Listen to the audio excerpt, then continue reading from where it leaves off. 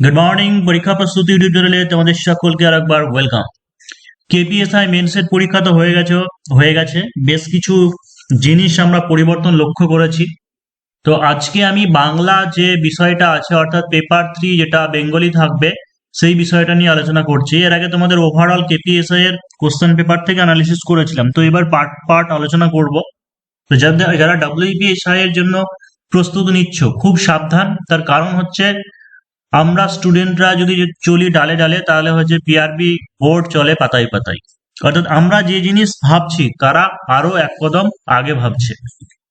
তো প্রতিনিয়ত প্রতি বছর দেখো যে কিছু না কিছু পরিবর্তন লক্ষ্য করা যাচ্ছে। যেমন জিকে প্যাটার্নটা কিছু কোশ্চেন হয়তো 4 নম্বরে ছিল বা 2 নম্বরে ছিল, একটু লিখতে হবে ডেসক্রিপটিভ মানের বা শর্ট নোটস আকারে, আবার বেশিরভাগ অনলাইনার ছিল, কিন্তু আবার প্রশ্নের মান বাড়িয়ে দেওয়া হয়েছে। যেগুলো আগে 2 নম্বর দেওয়া ছিল সেগুলো এখন 1 মার্কসের দেওয়া হয়েছে। তো এরকম বেশ কিছু পরিবর্তন। তো আমি আজকে জিকে বা ম্যাথ ওইগুলো আসছি না, আমি শুধুমাত্র বেঙ্গলি পেপারটায় আসছি। তার কারণ হচ্ছে এই বেঙ্গলি পেপার যে 50 নম্বর আছে সেটা কিন্তু ভীষণ ভাইটাল, একটা ইম্পর্টেন্ট একটা সাবজেক্ট। তার কারণ হচ্ছে এখানে কোনো ক্যান্ডিডেট 40-42 পায়, তো কোনো ক্যান্ডিডেট 25-26 পেতে পারে, 20-22ও পেতে পারে। তো এই যে একটা যেন পার্থক্য যেন না হয়, সেই কারণে যেন বাংলা পেপারটাকে গুরুত্ব দেওয়া খুব জরুরি, আর অতটাও সহজ নয়। তো আলোচনা করার আগে বলে দিই, যারা পরীক্ষা প্রস্তুতিতে এই লাস্ট 1 মাসের জন্য যারা প্রিপারেশন নিতে চাইছো তারা তোমরা 7797427474 এই নম্বরে হোয়াটসঅ্যাপে কন্ট্যাক্ট করে নিতে পারো। যতদূর জানি ডব্লিউপিএসআই ফেব্রুয়ারির ফার্স্ট উইক হওয়ার কথা, আগে হবে কিনা সে ব্যাপারে বলতে পারবো না, তবে যে কোনো মুহূর্তে আমাদের প্রিপারেশন রাখতে হবে, মানে মানসিক মেন্টাল প্রিপারেশন নিয়ে রাখতে হবে যে যে কোনো সময় হয়ে যেতে পারে বলে। তবে সম্ভাবনা খুব কম কম, কারণ হচ্ছে ডব্লিউপি কনস্টেবলের মাঠ চলছে, মাঠ তো শুরু হয়ে যাবে, তার মাঝে আশা করি হবে না। তো ফেব্রুয়ারির ফার্স্ট উইকে বেশি হওয়ার সম্ভাবনা। এবার দেখো এই কেপিএসআই যেটা বেঙ্গলি পেপারে আমরা কি জিনিস দেখলাম, যে অনেক আগে করোনার বছর পর্যন্ত যখন হয়েছিল তখন 15 নম্বরে দুটো রিপোর্ট রাইটিং করতে হতো, 3টে দেওয়া থাকতো, যে কোনো দুটো করতে হতো 30 নম্বর, আর 20 নম্বরের হচ্ছিল বঙ্গানুবাদ। তারপরে চেঞ্জ হয়ে কি হলো, যে কোনো একটা রিপোর্ট রাইটিং করতে হয়েছিল। এখানে 15 নম্বরে যখন হতো তখনও 200টা শব্দ বলা হতো, যখন 30 মার্কসের একটাই রিপোর্ট রাইটিং হলো তখনও 200 মার্কসের বলা ছিল। কিন্তু যেটা বঙ্গানুবাদ মাঝে সেটা কি হয়েছিল, ওয়ান লাইনার হয়েছিল, অর্থাৎ 10টা সেন্টেন্স থাকতো, সেটাকে বঙ্গানুবাদ করতে হবে বাংলায় 2 নম্বর করে। লাস্ট যে কেপিএসআই পরীক্ষাটা হয়ে গেলে সেখানে কি দেখতে পেলাম, সেখানে দেখতে পেলাম যে প্রতিবেদন 500টি শব্দের মধ্যে করে দেওয়া হলো, যে একটা 30 নম্বরের রিপোর্ট রাইটিং লিখতে হবে 500 ওয়ার্ডস এর মধ্যে লিখতে হবে। এবার এইটাই কি ডব্লিউপিএসআই এর ক্ষেত্রে ওই একই জিনিসই হবে নাকি পরিবর্তন হতে পারে, সেই বিষয়ে কনফার্মেশন কিছু দেওয়া যেতে পারে না। কিন্তু আমাদের সেই জন্য 2 রকম করে রাখতে হবে, অর্থাৎ 500টা ওয়ার্ডস এরও হতে পারে, বা এমন করে দিতে পারে যে পুরোনো নিয়মে আবার 15 প্লাস 2টো হয়তো রিপোর্ট রাইটিং গুলো 200টি করে শব্দ হতে পারে, বা 250টি করে শব্দ হলো। এটা খুব হবেই বলছি না, বা কেপিএসআই যেমন হয়েছে সেই রকম ট্রেন্ডে 500টিও দিয়ে দিতে পারে। অর্থাৎ একটা জিনিস কি বুঝতে পারছো, যে বোর্ড এটা দেখতে চাইছে যে সোশ্যাল মিডিয়া হোক বা সোশ্যাল নেটওয়ার্কিং হোক, এরকম ধরনের টপিক প্রায় কম বেশি সবার কাছেই কমন টপিক। এই সাবজেক্টটা সবাই মোটামুটি যারা হয়তো পড়িয়েছে কোচিং বা সবাই দাবি করতে পারে যে আমাদের রিপোর্ট টপিক মানে কমন টপিক। আমি নিজে পরীক্ষা প্রস্তুতিতে কমন দিয়েছি, সেটা বলতেই পারি, দাবি করতেই পারি। কিন্তু একটা বিষয় দেখো, যে যেখানে 200টি শব্দের মধ্যে লিখতে বলা হয় সেই জায়গাতে আমরা ম্যাক্সিমাম 50টি শব্দ অর্থাৎ 250টি শব্দ ব্যবহার করব, তার মধ্যে লেখাবো, কি না হয় 300টি শব্দ মধ্যে লেখাবো। কিন্তু এই যে এক্সট্রা আরো যে 200 ওয়ার্ডস তোমাকে অ্যাড করতে হবে, সেই ওয়ার্ডসটা অ্যাড করার যে দক্ষতা ক্ষমতা, সেইটুকু কিন্তু ক্যান্ডিডেটকে রাখতে হয়েছিল এক্সাম হলে, এই কথাটা কিন্তু মনে রাখতে হবে। 200টা শব্দ এক্সট্রা আরো অ্যাড করা এটাও কিন্তু যথেষ্ট মানে সহজ নয়, বা সহজ হলে পরে গুণগত মান কতটুকু সেই ব্যাপারটা দেখতে হবে। আরো একটা বিষয় যে টু দা পয়েন্ট লেখা, অর্থাৎ আমি মুখস্থ করে একটা জিনিস লিখে এলাম আর বোর্ড যে পয়েন্ট দিয়ে দিয়েছে সেই পয়েন্ট বা সেই সংকেতকে ব্যবহার করে লেখা, এই দুটোর মধ্যে আকাশ পাতাল পার্থক্য আছে। তাই মুখস্থ করে গেলেও নিজে লেখার দক্ষতা বা কাটছাট করা বা সংযোজন করা according to question to the point, সেই ব্যাপারটা লেখার দক্ষতাটা অর্জন করতে হবে, যেটা পুলিশ বোর্ড চাইছে। এবং অনেকেও যারা ভাবছো যে আমি কমন পেয়ে লিখে দিয়ে এসেছি, তারা হতে পারে অনেক নাম্বার কম পেতে পারো, তার কারণ হচ্ছে যে ওই পয়েন্টগুলো হয়তো ঠিকঠাক মেনশন করা নেই। সেই কারণের জন্য ওই দিন শেষ যে পুরো মুখস্থ করলাম আর ওখানে উগলে দিয়ে দিয়ে এলাম, মানে লিখে দিয়ে চলে এলাম, সেই জিনিস দিন শেষ। তো ধরো যদি এই প্যাটার্নই হয় যে 500 ওয়ার্ডস এর মধ্যে লিখতে হচ্ছে, তো আজকে একটা আমি ডেমো রাইটিং দেখাচ্ছি যে পৃথিবীর গড় তাপমাত্রা দিন দিন বৃদ্ধি পাচ্ছে, এই বিষয়ে দৈনিক সংবাদপত্রে প্রকাশের জন্য নিম্নলিখিত সংকেতের সাহায্যে প্রতিবেদন লিখুন। অর্থাৎ পৃথিবীর যে গড় তাপমাত্রাটা বৃদ্ধি পাচ্ছে, এই যে দিন দিন বৃদ্ধি পাচ্ছে, এই বিষয়ের উপর নিচে সংকেতের সাহায্যে 500টি শব্দের মধ্যে লিখতে হবে। এই রিপোর্ট রাইটিংটা আমি পেড হোক বা এমনি ফ্রি ক্লাসেও দিয়েছি তোমাদেরকে, তখন সেখানে হয়তো 250টি শব্দের মধ্যে হবে, 250টি শব্দের মধ্যে লিখে দিয়েছি। কিন্তু এই যে এক্সট্রা আরো তোমাকে ডবল লিখতে হচ্ছে, তো আরো কি কি বাড়ানো যেতে পারে বা কিভাবে লিখতে হবে সেই ব্যাপারটাই দেখাচ্ছি। তো দেখো যে পয়েন্ট কি দেওয়া আছে: বিশ্ব উষ্ণায়ন, উষ্ণতা বৃদ্ধির পটভূমিকা, বিজ্ঞানীদের মতামত, পরিসংখ্যান, অনুমান, বিশ্ব উষ্ণায়নের প্রধান কারণ, কুফল, পরিবেশে বাস্তুতন্ত্রের উপর প্রভাব, বিভিন্ন পরিবেশ সম্মেলন, প্রতিকার, পদক্ষেপ, উপসংহার। এই পয়েন্ট দিয়েছে, এই পয়েন্টের উপরে তোমাকে লিখতে হবে। তাহলে অবশ্যই দেখো যে এরকম টপিক যদি একটা এসে বা প্রবন্ধ হয়, বা যেটাকে বলা হয় যে তোমার একটা এডিটোরিয়াল বা সম্পাদকীয় প্রতিবেদন, ঠিক আছে, কিন্তু এটা কোশ্চেনে যেটা দিয়েছে দেখলাম যে দৈনিক সংবাদপত্রের প্রকাশযোগ্য বলে এরকমই দিয়েছে, তাই সেই ক্ষেত্রে আমি যেমন একটা রিপোর্ট রাইটিং এর প্যাটার্ন হয় সেইভাবেই লিখছি যে বিশ্ব উষ্ণায়ন পৃথিবীর কাছে শেষ মৃত্যু বাক্য, বিশ্ব উষ্ণায়ন পৃথিবীর কাছে শেষ মৃত্যু বাক্য, এটা আমি টাইটেল বা শিরোনাম দিয়েছি, নিজস্ব সংবাদ নিজে লিখেছি। আর এটার ক্ষেত্রে যে লিখছে সাধারণত কলকাতা হিসেবে দিতে পারে, বা আমি কোনো পার্টিকুলার জায়গার নাম না দিয়ে শহর বলে দিয়েছি, আর যেদিনকে লিখবে সেদিনকার ডেট 4 জানুয়ারি 2025। তো দেখা যায় বিশ্ব উষ্ণায়ন হলো পৃথিবীর গড় তাপমাত্রা বৃদ্ধি, যা সারা পৃথিবীর কাছে শেষ মৃত্যু বাক্য। 130টি দেশের, এটা হাইপেন দাও, যে 130টি দেশের 250 জন বিজ্ঞানী একটি বিস্ফোরক প্রতিবেদনে এমনটি দাবি করেছেন। এরকম ধরনের টপিক যেগুলো আগে থেকে একটু ডেটা বা এই সমস্ত জিনিস রেডি করে যাওয়া উচিত।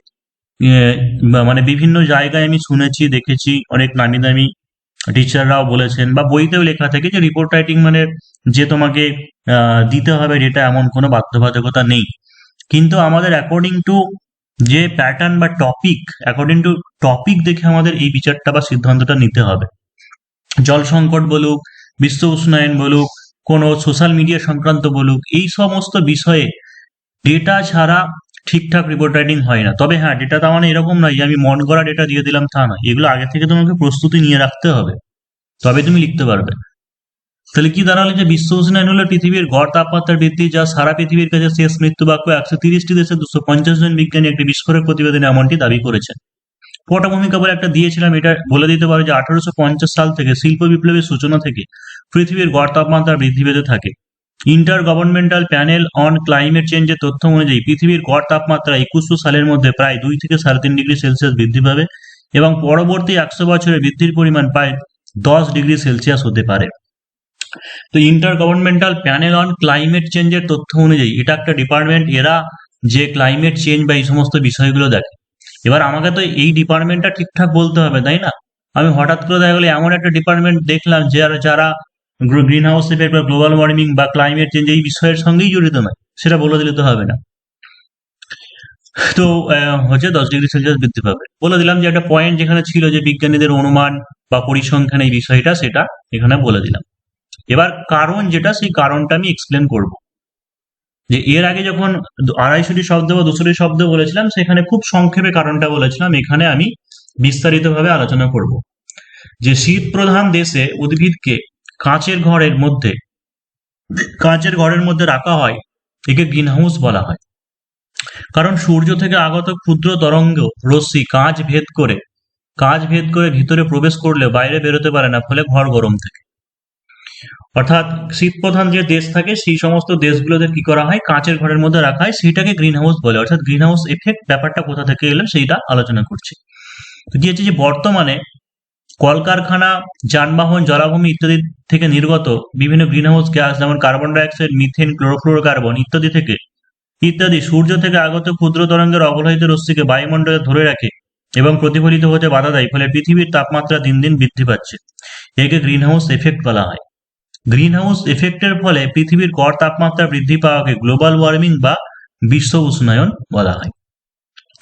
তাহলে ডেফিনেশন বা কারণটা, এবার যে কারণটা বললাম, এবার যে কারণটা আরো এলাবোরেট করব, মানে যে প্রধান যে গ্রিন হাউস গ্যাস বা এই সমস্ত জিনিসগুলো রয়েছে, যে প্রধান গ্রিন হাউস গ্যাস যেমন হচ্ছে জলীয় বাষ্প, কার্বন ডাই অক্সাইড, এর উৎস মূলত দুটি, প্রাকৃতিক এবং মানব সৃষ্ট, যার মধ্যে রয়েছে মানুষ ও প্রাণীর শ্বসন, জৈব পদার্থের পচন, আগ্নেয়গিরির অগ্নুৎপাত, দাবানল, এগুলো প্রাকৃতিক উৎস, এবং কয়লা, তেল, প্রাকৃতিক গ্যাসের মতো জীবাশ্ম জ্বালানি পোড়ানো, সিমেন্ট উৎপাদন, বন উজাড় করা, এগুলো হচ্ছে মানব সৃষ্ট ইত্যাদি, যা শিল্প বিপ্লবের পর থেকে উল্লেখযোগ্যভাবে বেড়েছে।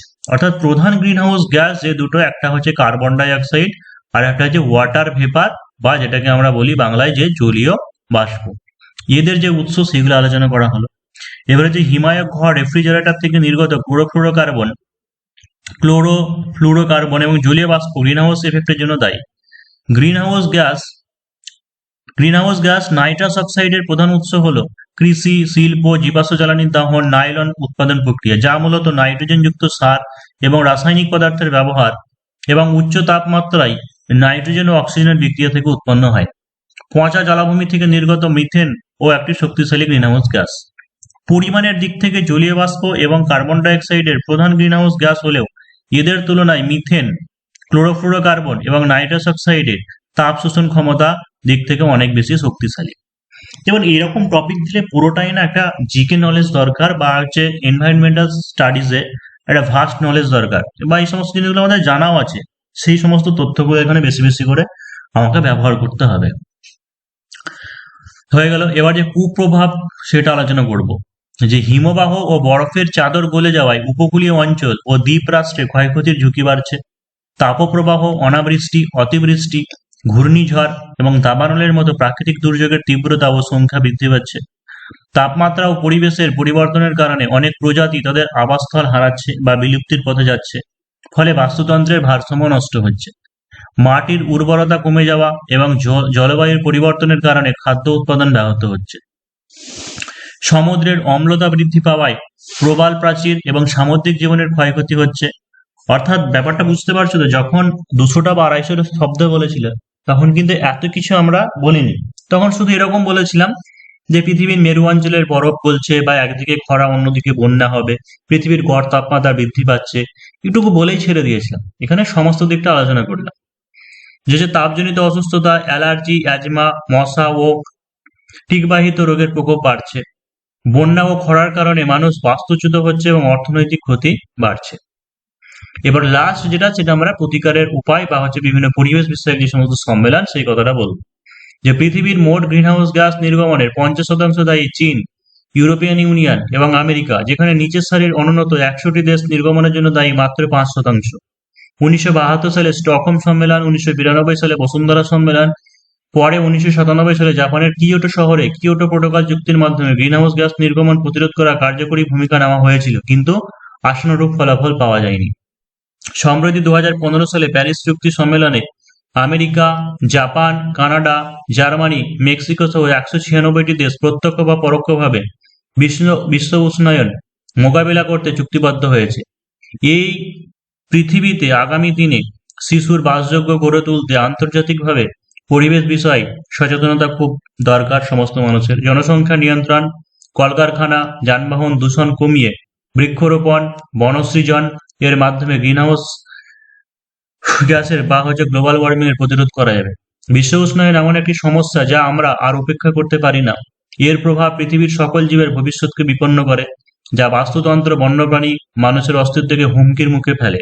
সরকার, সংস্থা এবং ব্যক্তিরা একসাথে কাজ করে আমরা নবায়নযোগ্য শক্তি, পুনর্নবায়ন এবং টেকসই অনুশীলনের মাধ্যমে এর প্রভাব কমাতে পারি। গ্রহকে রক্ষা করা ভবিষ্যৎ প্রজন্মের প্রতি আমাদের কর্তব্য। পৃথিবীর সকল জীবনের জন্য একটি স্বাস্থ্যকর ও নিরাপদ পরিবেশ নিশ্চিত করার জন্য তাৎক্ষণিক পদক্ষেপ নেওয়া প্রয়োজন।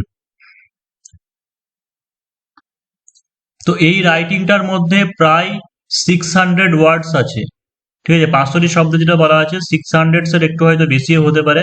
600টি শব্দ আছে। তার কারণ এমনিতে আমরা এত বড় রাইটিং যা পড়বো, ভুলে যাব পরীক্ষার হলে, অনেক কথা ভুলে যাব, বা যথেষ্ট কঠিন বাক্য এখানে হয়তো কিছু কিছু প্রয়োগ করা আছে, সেই সমস্ত ভাষা হয়তো ভুলে যাওয়া যাবে।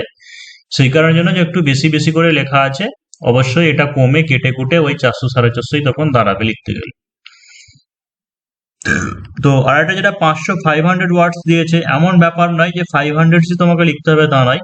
যে কেউ যদি সঠিকভাবে গুণগত মান টু দা পয়েন্ট হিসেবে লিখে আসে, এমনকি 400টা ওয়ার্ডস এর মধ্যেও যদি ঠিকঠাক লিখে আসে তাও হয়ে যাবে। 500টা গুনে গুনে তারা দেখবে না, তার মধ্যে সমস্ত পয়েন্ট তথ্য চলে এলে কোনো অসুবিধা নেই। তো নেক্সট পরে অন্য কোনো টপিক নিয়ে আলোচনা করব, বা ইংলিশ পেপারটা নিয়ে নেক্সট আলোচনা করব, বা জিকে পেপার নিয়ে, আশা করি অনেকে জিকে নিয়ে টেনশন, জিকে পেপার নিয়ে আলোচনা করব পরবর্তীকালে। যারা যারা চ্যানেলে নতুন আছে অবশ্যই সাবস্ক্রাইব করে রাখতে পারো। আর WBPS এর জন্য যারা জয়েন করতে চাইছে নাম্বারে হোয়াটসঅ্যাপে কন্ট্যাক্ট করে নিতে পারো। যারা নতুন ভ্যাকান্সির জন্য, নতুন ব্যাচের জন্য অপেক্ষা করছো, তোমাদের উদ্দেশ্য বলি, এই WBPS এর মেন পরীক্ষা না হলে হচ্ছে না, অর্থাৎ ফেব্রুয়ারির ফার্স্ট উইক থেকে নতুন ব্যাচ স্টার্ট হবে।